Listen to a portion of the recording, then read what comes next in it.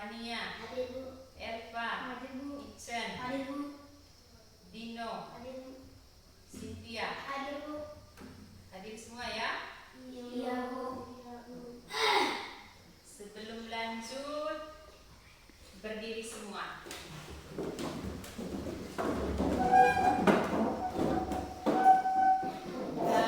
Ice breaking. Ice breaking namanya tadi. Ice breaking tentang konsentrasi. Tepuk konsentrasi.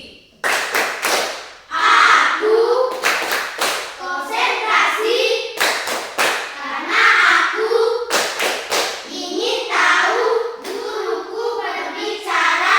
Aku yang mendengarkan. Siap. Silakan duduk.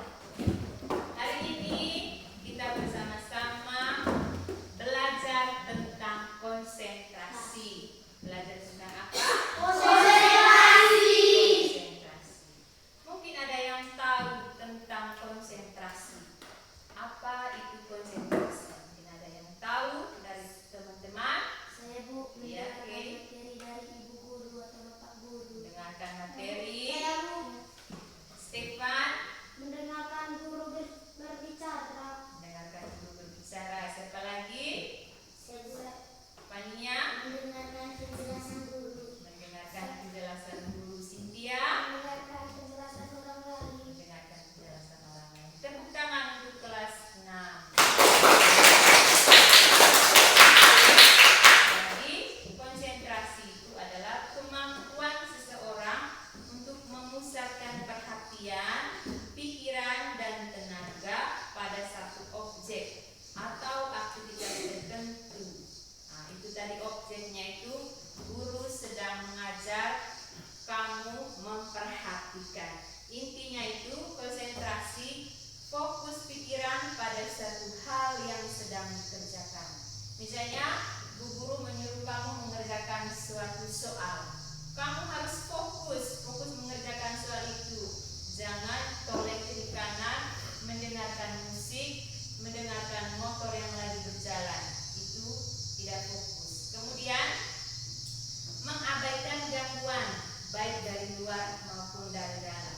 Dari luarnya seperti gangguan ini mesin dibakar. Tapi kita tidak bergerakkan. Yang berikut, menjaga perhatian tetap stabil sampai tugas selesai.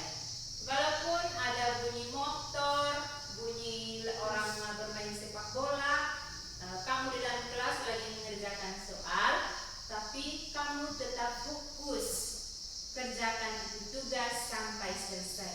Itu namanya tadi konsentrasi. Nah, untuk apa itu konsentrasi? Konsentrasi itu sangat berguna bagi kita, lebih khusus bagi kamu anak-anak sekolah yang lagi berada di dalam kelas. Fungsinya meningkatkan kualitas belajar dan kerja. Kemudian mempercepat penyelesaian tugas, mengurangi kesalahan. Yang berikut, meningkatkan performa, penting dalam olahraga, menulis atau aktivitas kreatif. Jadi itu fungsinya konsentrasi. Kalau kita tidak konsentrasi dalam mengerjakan tugas itu nanti tidak cepat selesai. Tidak cepat apa? Selesai. Nah, dengan konsentrasi terhadap suatu tugas, terhadap suatu soal yang diberikan oleh ibu guru atau bapak guru, kamu bisa mengerjakannya dengan baik, kemudian tidak ada salah-salah. Itu kalau kamu konsentrasi. Kalau tidak konsentrasi, ibu sudah menjelaskan misalnya rumus matematika seperti ini, kamu tidak